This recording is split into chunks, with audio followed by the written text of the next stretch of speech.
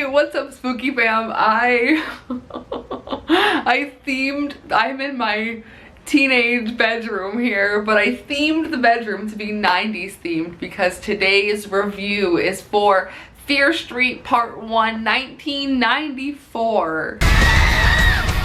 I was born in 93, so I would have been 1 at the time of this movie in this universe existing. But Fear Street is essentially a trilogy of movies we are getting, created by R.L. Stine. These are going to be on Netflix, and I have to give a huge thank you to Netflix for even recognizing that I'm a human.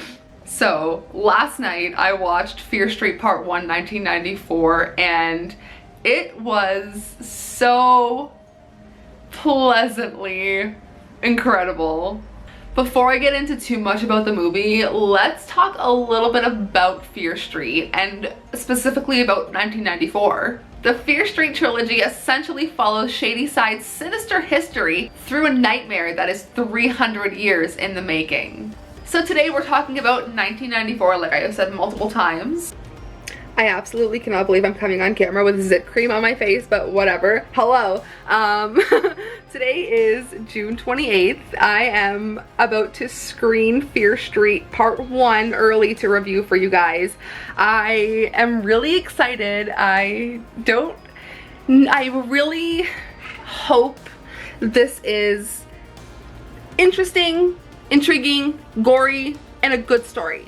In this one, a circle of teenage friends accidentally encounter the ancient evil responsible for a series of brutal murders that have plagued their town for over 300 years, like I mentioned, and it says welcome to Shadyside. And I think it was a really good introduction. We had a very strong opening scene featuring Maya Hawke. Not only Maya Hawke, but you know what, let me pause here because I was gonna specifically mention 9 Inch Nails, but the music in this entire movie from start to finish was incredible. It was my entire playlist.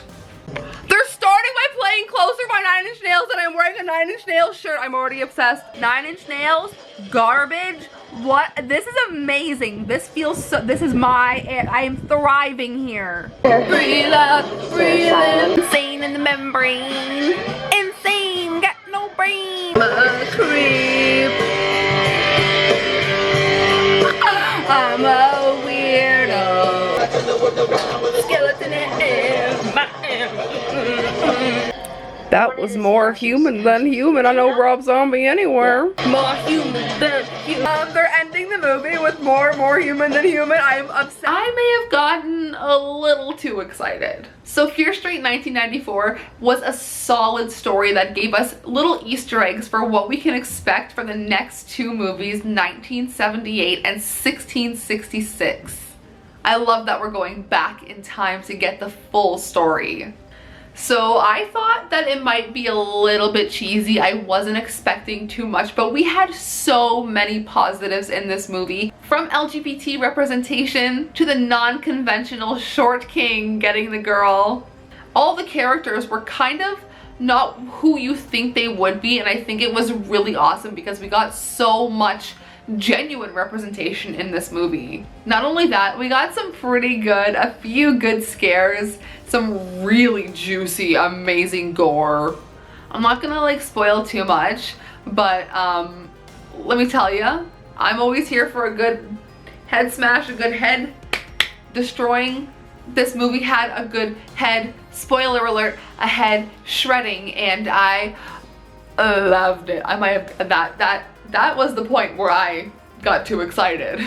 I honestly think Fear Street is what we need in the horror community to kind of spice things up, because it's definitely not, it has gore. I mean, it went there with like the sexual themes near the end. It stops, but like it went there.